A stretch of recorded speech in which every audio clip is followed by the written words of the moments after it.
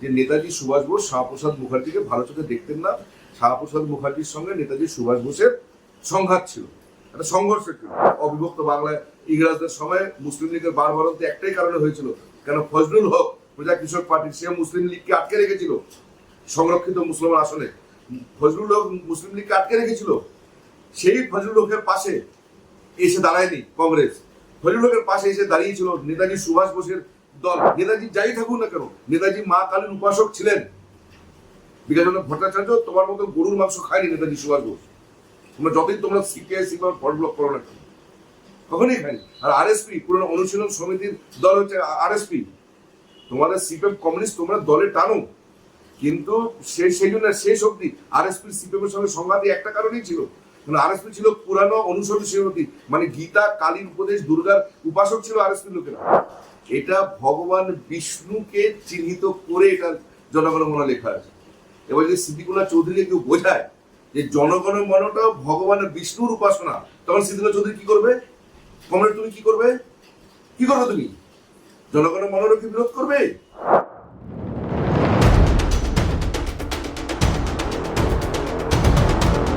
আরেকটা জিনিস নিয়ে খুব বিতর্ক হচ্ছে। আমার পার্সোনালি মনে হয় শহীদবাবু খুব ভালো বক্তা। শহীদবাবু একটা কথা বলেছেন, ফরওয়ার্ড ব্লকের গুন্ডা। এটা নিয়ে সিপিএমও কথা তুলেছেন, তৃণমূলও কথা তুলেছেন, আপনাদের বিরোধীরা এটাকে আপনাদের চেপে ধরার চেষ্টা করেছে। আপনার কি মনে হয় যেটা আমরা ভুল বুঝছি, না উনি অন্য জিনিস বোঝাতে চেয়েছিল, অন্যভাবে জিনিসটা এসছে? দেখুন, এখন আস্তে আস্তে পরতের পর পরত খুলবে। পদ্ম ফুল তো, পদ্ম ফুল একটার করে পাতাগুলো খুলবে, পাতাগুলো খুলে সত্যটা উদ্ঘাটিত হবে।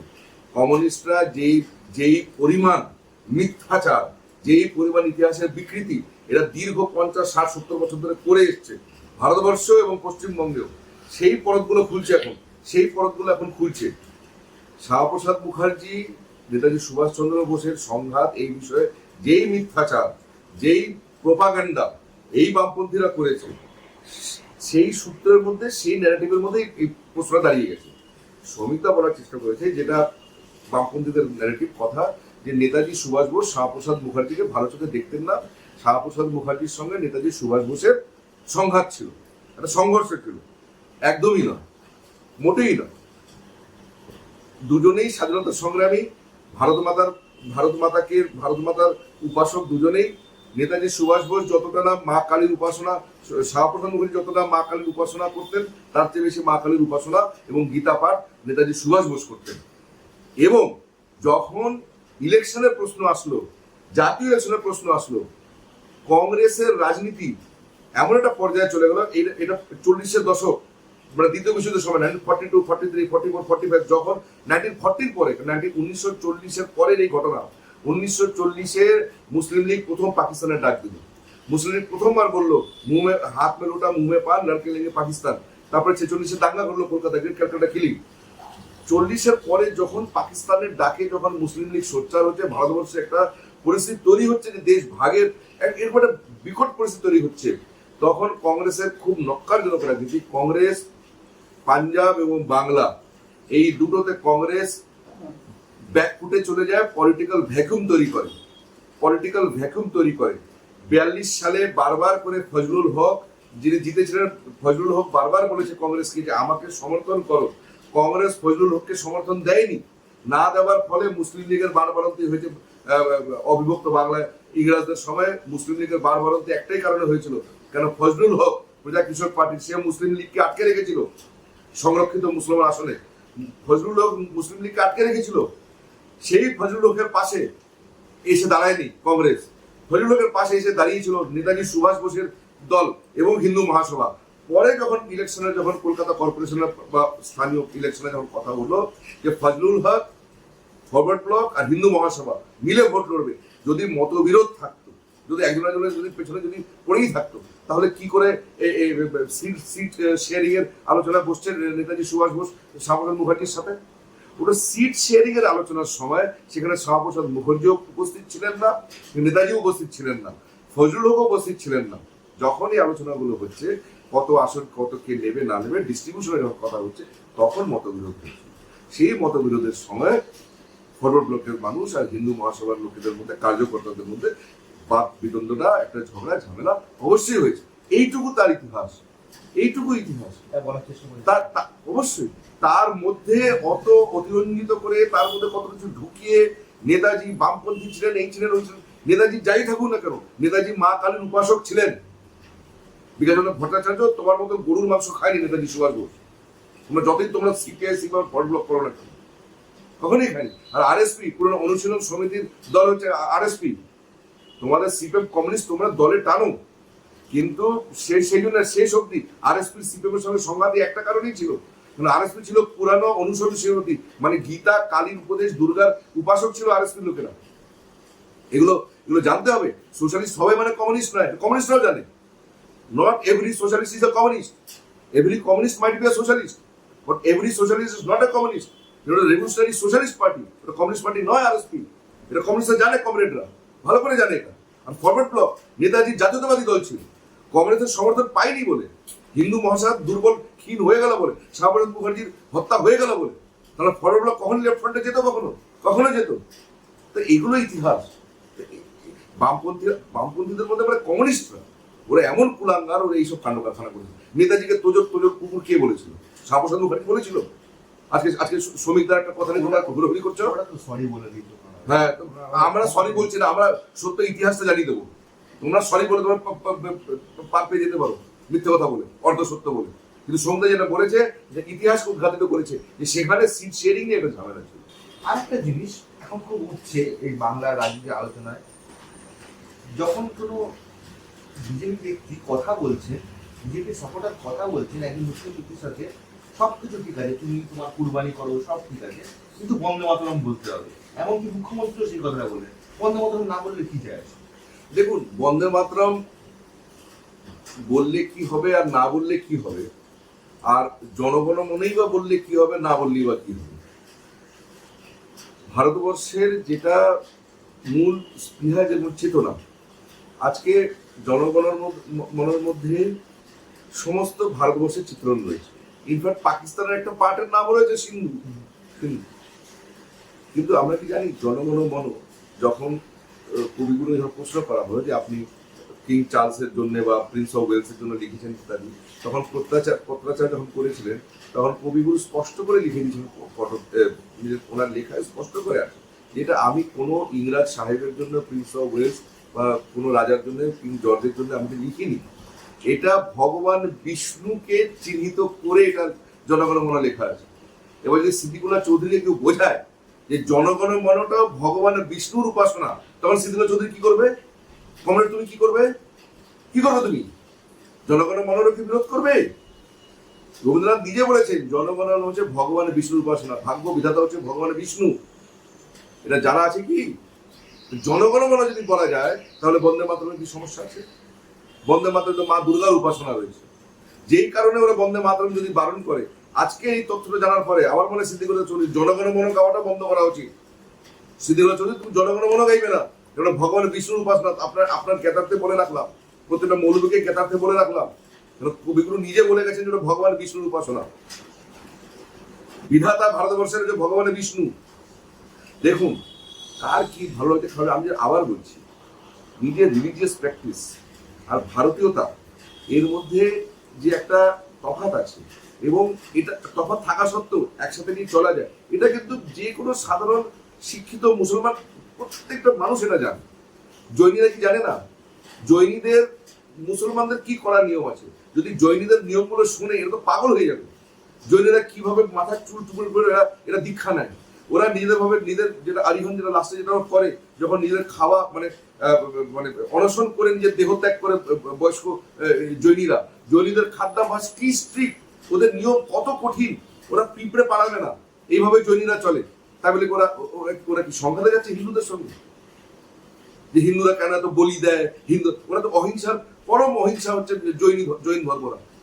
কিন্তু যত জৈনরা আছে, আমাদের বিশ্ব হিন্দু পরিষদের বড় বড় লিডার সব জৈনীরা আছে। তো জৈনীরা জানে যে হিন্দুরা কি বলে বলি দেয়, মা কালীর বলি হয়, আমরা মাছ খাই, মাংস খাই, জৈনীরা জানে না? তার জন্য কি জৈনীরা কি মারপিট করেছে হিন্দুদের সাথে?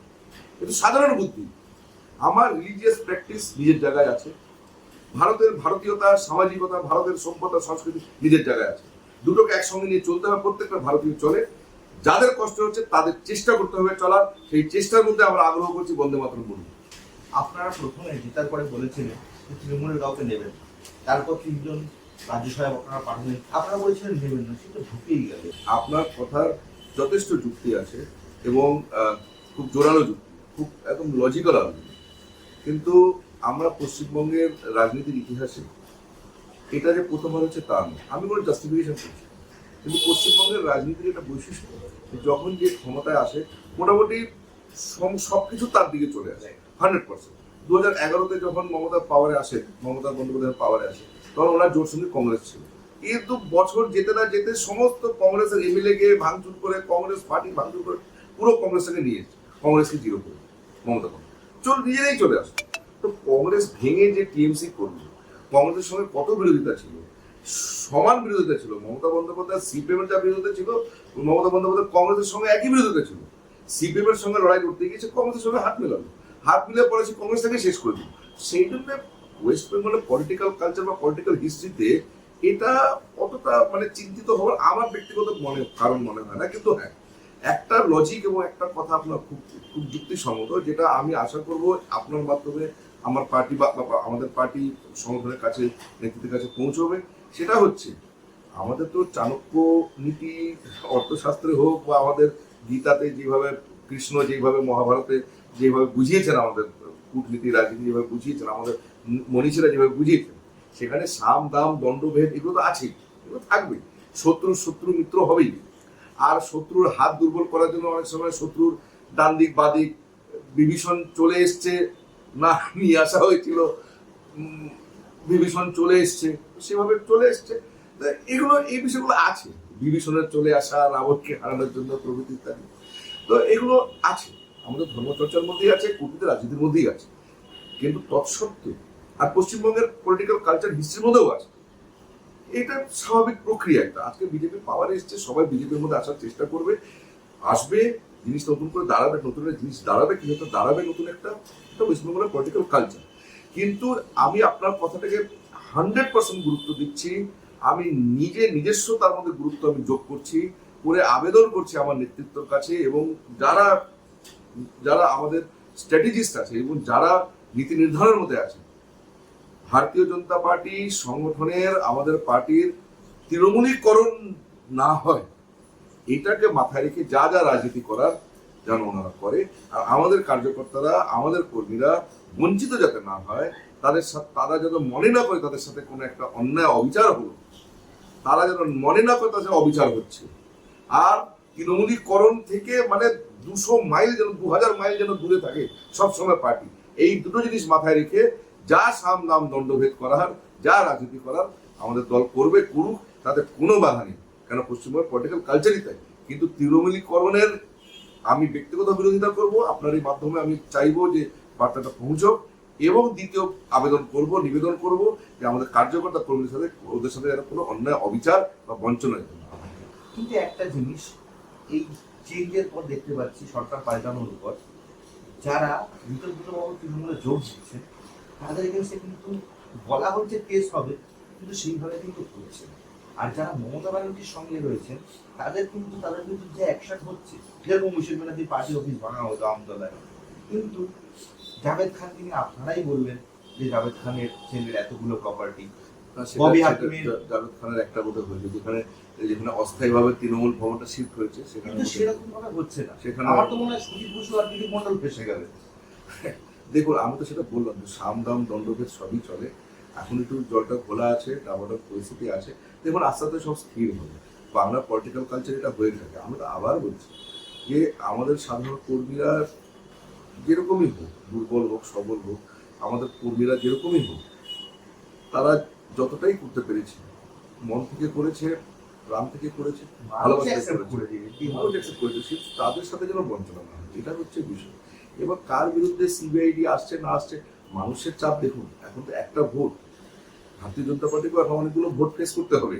সবচেয়ে সমস্যা হয়ে গেছে যে টপের ভোটটা জিতে গেছে, এবার তলার ভোটগুলো জিততে হবে। মমতা বন্দ্যোপাধ্যায়ের সঙ্গে পার্থক্য একটাই, মমতা 2011 আসার আগে মমতা পঞ্চায়েতগুলো জিতে ফেলেছিল, কর্পোরেশন জিতে ফেলেছিল, কেএমসি কলকাতা জিতে ফেলেছিল, সেই জন্য ওর ট্র্যাজেক্টরি অন্যরকম।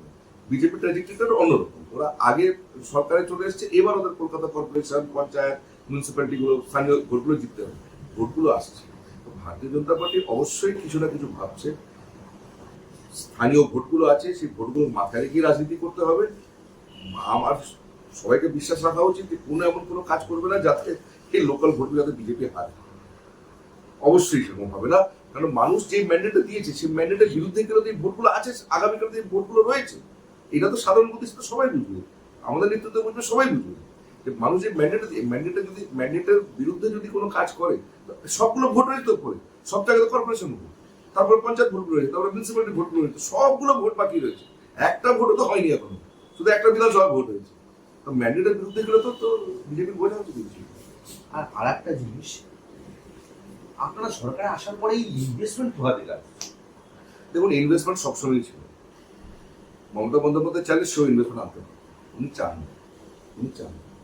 একটা দুরবীর একটা একটা একটা একটা খুব একটা একটা বিশেষ প্রকারের মানসিকতা কাজ করেছিল শেষের দিকে, যেটা মোটামুটি ওনার কথাবার্তা অনেক সময় প্রকাশ পেয়ে গেছিল।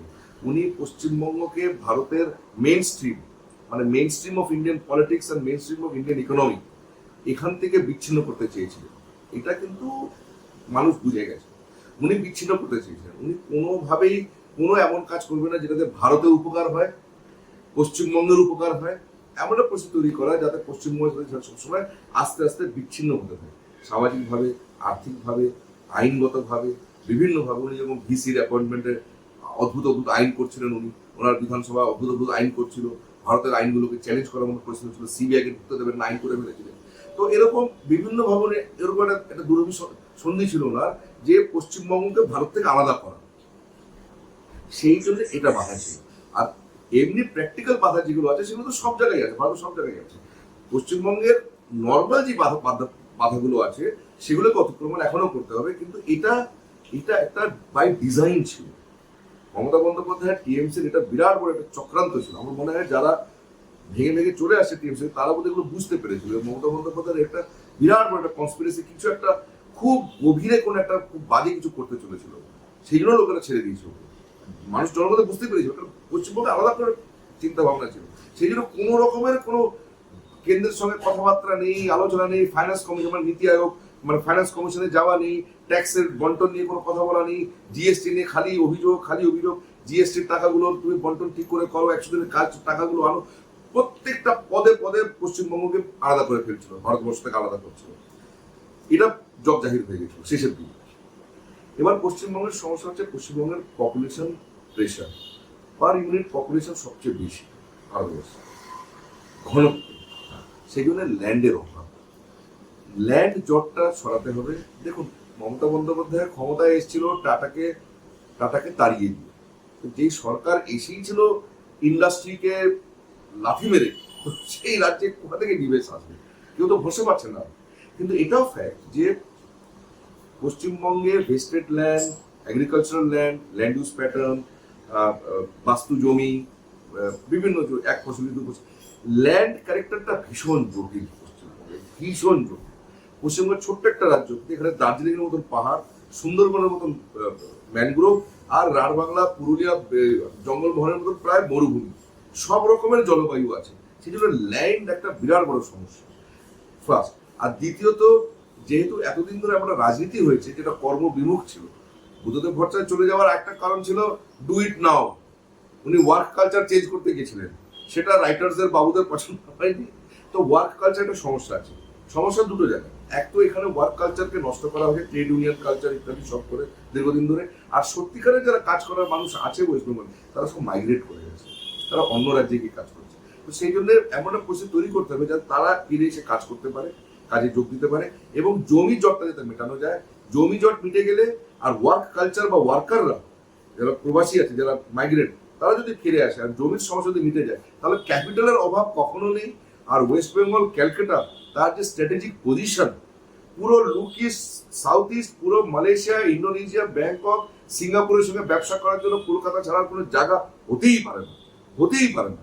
আইআইটি আছে, আইআইএম আছে, ম্যান পাওয়ার আছে, শিক্ষিত মানুষ আছে, একটা বিরাট বড় সেন্টার ক্যালকাটা, সেটাকে ইচ্ছে করে নষ্ট করা হয়েছে, কমিউনিস্টরা তো ইচ্ছে করে করবেই, কারণ ওরা কোনো ভালো জিনিস সহ্য করতে পারে না, ওরা তো ধ্বংস করবেই।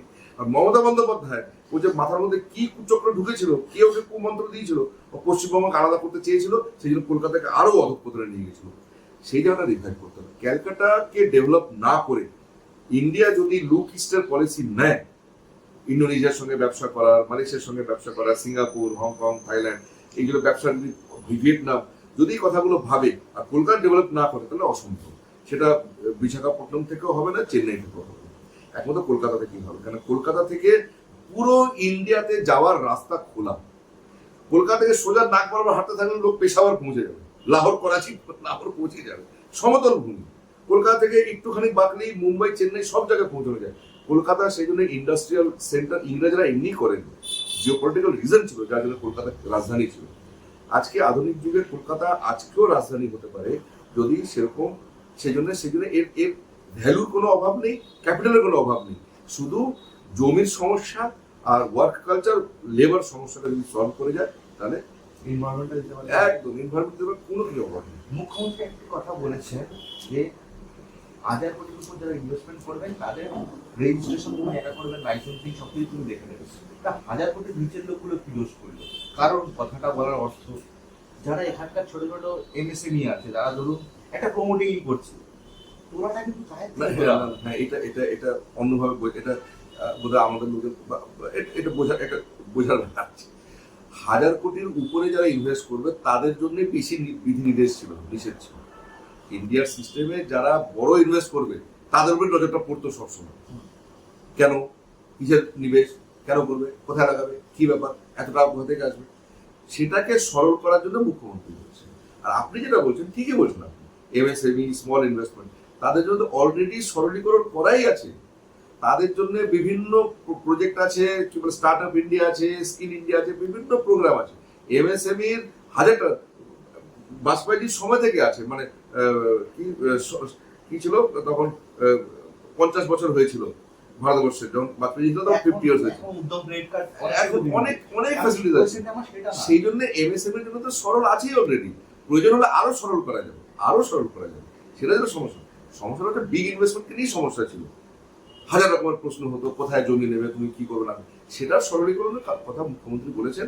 এমএসএমই ছোট ইনভেস্টমেন্টদের জন্য যা সুবিধা, ওরা অলরেডি 1000 বিগ ইনভেস্টমেন্ট থেকে বেশি সুবিধা স্মল ইনভেস্টমেন্ট সবসময় পেত, প্রয়োজন হলে আরো সুবিধা দেওয়া যাবে, কিন্তু বিগ ইনভেস্টমেন্টকে সরল করার কথাটা আমি বলেছি, সেই অর্থ বলেছি। গুন্ডা দমন আইন নিয়ে আপনার কি মতামত? বিরোধীরা বলছে বিরোধী দমন আইন। গুন্ডা দমন আইন আমি একাধিক জায়গায় বলেছি, এটা খুব মৃদু আইন, এটা আরো কঠোর, আরো শক্তিশালী, আরো জোরালো, আরো পাওয়ারফুল হওয়া দরকার, এবং এটা একনিষ্ঠভাবে এটাকে ইমপ্লিমেন্ট করতে হবে আমার ব্যক্তিগত। আর টু লেট, অনেক দেরি করে আইনটা হচ্ছে। এই আইন যদি আজকে থেকে 30 বছর আগে হয়ে যেত, পশ্চিমবঙ্গের এই চেহারা হতো। পশ্চিমবঙ্গের রাজনীতির মধ্যে যে লুম্পেন এলিমেন্টটা ঢুকেছে, যে গুন্ডাইজম ঢুকেছে, যে ধরনের আমরা সামাজিক বিপর্যয়, এই যে বারুইপুরে যেটা হলো ইত্যাদি, এ তো নক্কারজনক। আরজি কর, এগুলো সব কি? আরজি কর, বারুইপুর, এগুলো কিছুই হতো না, কালিয়াচক, খাগড়া কিছুই হতো না যদি এই আইনটা থাকতো। এগুলো এদেরকে law and order, criminal element, criminal problem ভেবে নিলেই হয়ে যায়। কিন্তু যদি ভোট ব্যাংক পলিটিক্স ভেবে যদি কেউ ভোট ব্যাংক করে এর মধ্যে, তাহলে জটিল হবে, জটিল হবে, জটিল হবে। রাজনীতি যদি কেউ ভাবে জটিল হবে, কিন্তু নিছক পশ্চিমবঙ্গের সমাজে যেই ধরনের ল অ্যান্ড অর্ডারের অবস্থা, সেটা আমার চেয়ে আপনারা বেশি জানেন। আপনারা সাংবাদিক, আপনারা সমাজে ঘুরছেন, বিভিন্ন লোকের কথা বলছেন, কত রকমের কি লুম্পেনাইজেশন সমাজের হয়েছে, কিরকম সমাজের মধ্যে কিরকম গুন্ডাইজম হয়েছে, রাজনীতির মধ্যে সব গুন্ডাই ঢুকে গেছে। এটা পরিষ্কার করার জন্য আমার ব্যক্তিগত মত, এই আইনটাকে দরকার হলে আরো কঠোর করে, আরো জোরদার ভাবে ইমপ্লিমেন্ট করা হচ্ছে। পশ্চিমবঙ্গের ভবিষ্যৎ কেমন দেখছে? পশ্চিমবঙ্গের খুবই উজ্জ্বল। দুটো আশঙ্কার কথা আমি বলেছি, আমি আবার বলছি, যথেষ্ট উজ্জ্বল হওয়ার কারণ এটাই যে পশ্চিমবঙ্গ যে বিচ্ছিন্ন হয়ে যাচ্ছিল, এখন রাষ্ট্রীয় মুখ্যধারা যাকে বলে, মানে মেইন স্ট্রিম, ন্যাশনাল মেইন স্ট্রিমে ফিরলো, এবং একটা আইডিওলজিক্যাল দল অনেক বছর পর, কমিউনিস্টদেরও সে অর্থাৎ শেষের দিকে কোনো আইডিওলজি ছিল না, ওরাও ধরতপ্তা মারপেরে করছিল, যা ইচ্ছা করছিল, শেষের দিকে ওদেরও বিক্ষিপ্ত হয়ে গেছিল। কমিউনিস্ট যখন এসেছিল তখন একটা আদর্শ ছিল, নকশালদের সঙ্গে মারপিট করেছিল, তো ওদের একটা বিষয়বস্তু ছিল। পরে নকশালদের সঙ্গে বিরোধ, চায়নাপন্থী, রুশপন্থী, এইসব করতে করতে কমিউনিস্টদেরও আদর্শের 12টা বেজে গেছিল। 15 বছর তো কিছুই, কোনো আদর্শই ছিল না।